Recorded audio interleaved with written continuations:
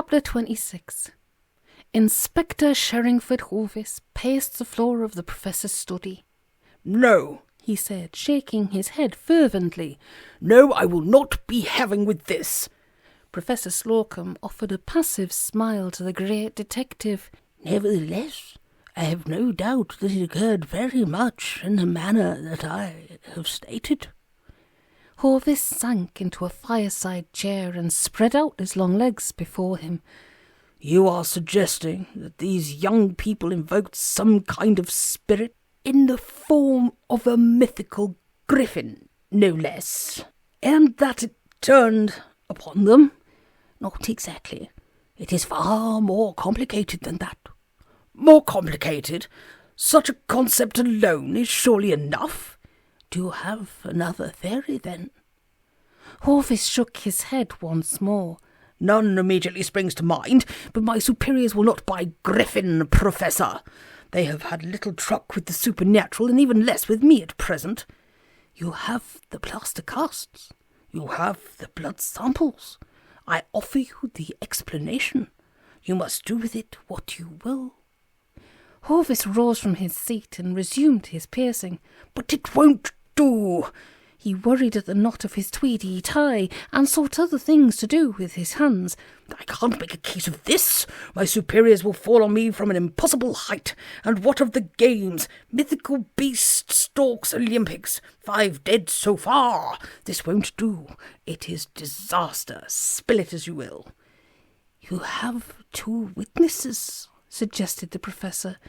"Ah, yes, the nocturnal bird watchers who just happened to be on the island." Professor Slocum flinched inwardly. Omally had been bound to come up with some explanation other than the truth for their being there. "Well, they would testify to what they saw. They have nothing to hide." "Indeed." Hovis took from his pocket a morocco wallet, and from this a charred photograph. "And what do you make of this, Professor?" The sage examined the photograph. "It would appear to be a drunken holiday-maker in a foolish hat," said he. "It would appear to be your Mr. Pooley." Hovis returned the snapshot to his wallet. "Well, then?" Professor Slocum shrugged. "Whatever can you mean?" "I discovered this photograph amongst the debris of the Cider Island explosion. A rare coincidence, do you not think?" "The science of coincidence has never been fully explained, formularized, and understood. I have made a study of it for some years now. My conclusions, however, still remain open to personal interpretation." "Be that as it may, I feel that an in-depth interview with Mr. Pooley down at the station might yield interesting facts." "A little uncharitable, don't you think? He came forward upon his own volition to report this incident." "You phoned it in, so I recall." "At his prompting." Hovis took snuff from the tip of his cane. "If he has nothing to hide, then he has nothing to fear." Said Professor Slocum. "History teaches us that this is not always the case. More sherry?" "Yes, indeed." Hovis found his discarded glass, and the professor refilled it. "Something very odd is going on in Brentford," he said, "and I am the man who will get to the bottom of it." "Of course, of that I have no doubt. But tell me, Sherringford, what exactly brings you to the borough?" "I am here following the course of my inquiries." "What else? But would you care to enlarge?" Hovis pressed shut the French windows and leant upon them. He stared about the professor's study, the walls of books, the stuffed beasts, the thaumaturgical objects, the domed wax fruit and antique furniture. "It is a queer business," said he, "and one which has cost me no small embarrassment." "I have no wish to pry." "I know this, but no matter. It is gold that has brought me here. The airport gold bullion robbery." "Yes, I read of it. A curious business. I had no idea that you were personally involved." My name has stayed thankfully out of the papers, but I was responsible for the security of the entire operation. I was to supervise the loading of the gold at the Bank of England and then its unloading for freight at the airport. And so what went wrong? Herein lies the mystery. The bullion was loaded. I supervised this myself. Unmarked lorries delivered it to the airport. These were sealed into the high-security compound for the night. When they were opened the next morning, again under my personal supervision, they were empty. Oh, said Professor Slocum. Of course, 1,000 questions spring immediately to mind. And not without due cause.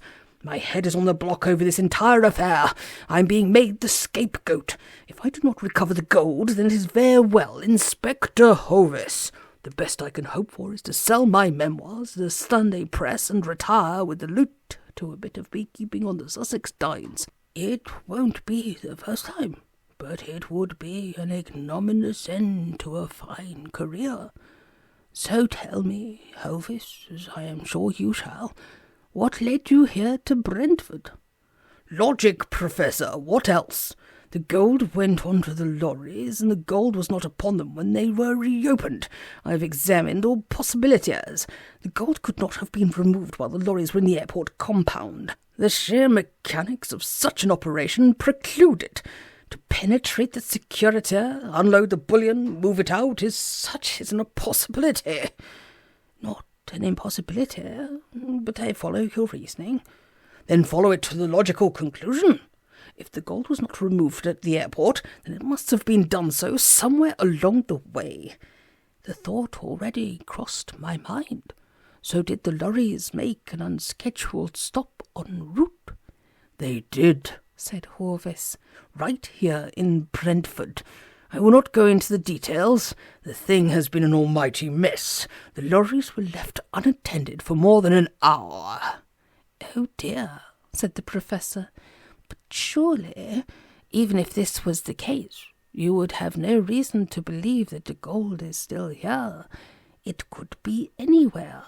Oh, it's here all right, Professor. I know it. And how do you know? Intuition? The reliability of this faculty, if faculty it proves to be, remains uncertain.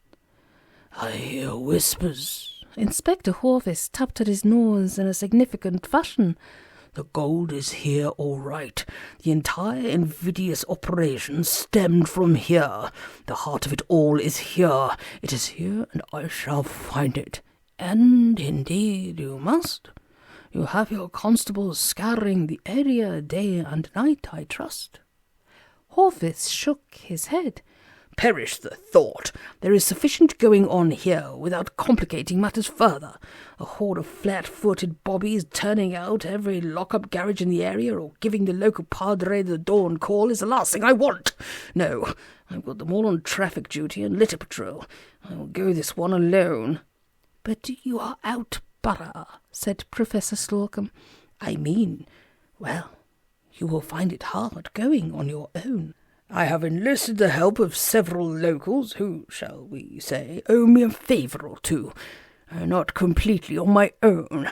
Thus, I regret that for now, last night's incident must be left to hang in the files. Should further evidence in the shape of bodies appear, then the matter will be dealt with accordingly. Other than for that, I have no further wish to know what is going on around here. Hovis held up his hand toward the Professor, whose face now expressed outrage. I am sorry, but there it is. I have spoken to you in confidence, and I trust that you will respect same. The matter is for now closed. There will be no further word of it spoken. Do I make myself clear? You are making a very grave mistake, Hovis. Be that as it may, I have leads to be followed, a skein to be untangled. I must be gone. Goodbye. Goodbye, said the Professor, and good luck, for you will surely need it.